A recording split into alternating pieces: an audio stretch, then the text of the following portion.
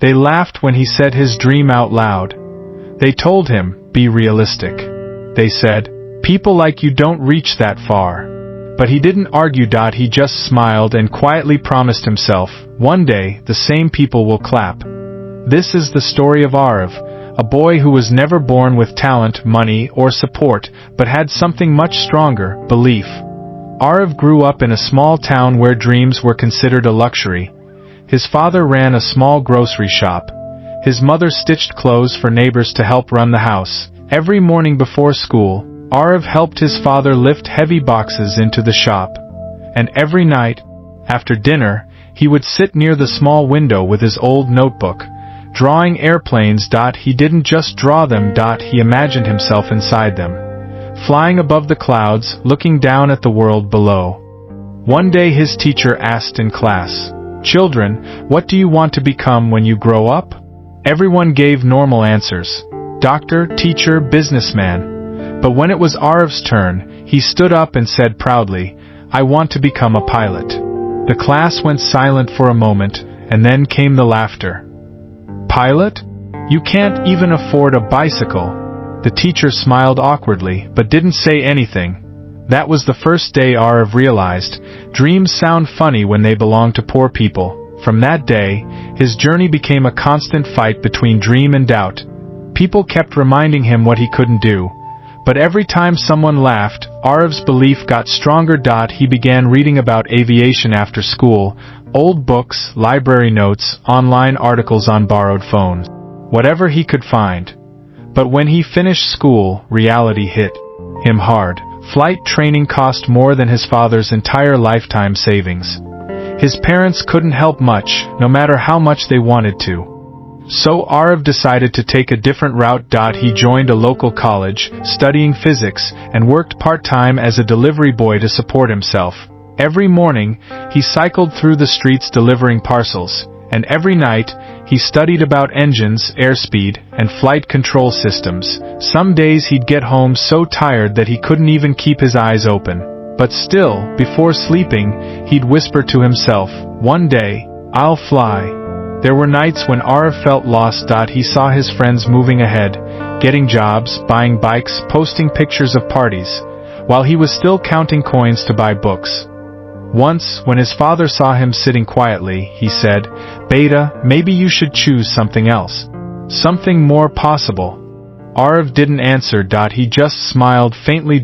He didn't want to break his father's heart, but he couldn't break his own dream either. He kept saving. Every tip from deliveries, every spare coin, went into a small jar under his bed.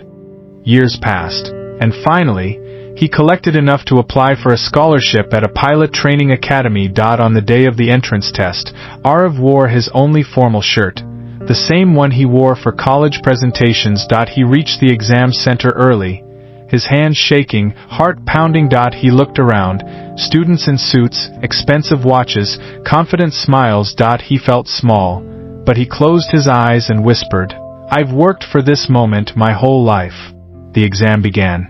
Hours passed, and when he walked out, he didn't know if he'd done well or not, but deep down, he felt peace, because he had given everything he had. Days later, the results came out. Aarav scrolled through the list nervously, and then, there it was.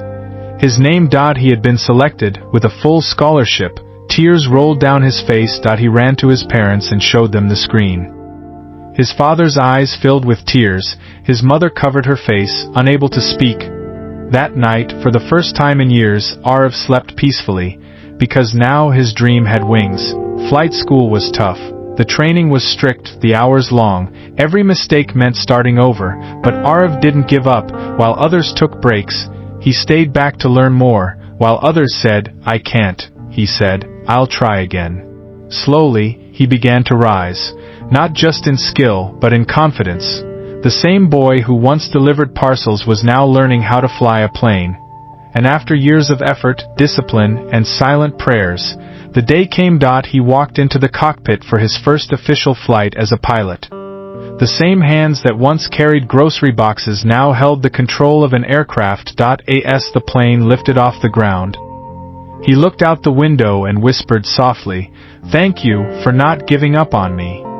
Months later, Aarav returned to his hometown. The same dusty roads, the same people who once laughed at him, but this time something was different. The town had gathered at the small ground near the school to welcome Captain Aarav. Kids ran around holding paper airplanes. His old teacher stood at the gate, eyes filled with pride and a little bit of guilt. Aarav walked up to her, smiled, and said, "Ma'am, remember that day when I said I wanted to be a pilot?" She nodded slowly. He laughed softly. "Well, that day finally came." Everyone clapped, even those who once told him to quit. And in that moment, Aarav realized something important. He didn't prove them wrong to feel proud. He proved himself right to feel free. Dreams don't need permission. They need patience, faith, and a heart that refuses to give up. People will laugh. They'll call your dream impossible until it's done. So if the world doubts you right now, don't waste your energy convincing them. Work quietly. Let your results make the noise, because the truth is, those who laugh at your dreams today will one day say, "I always knew you could do it."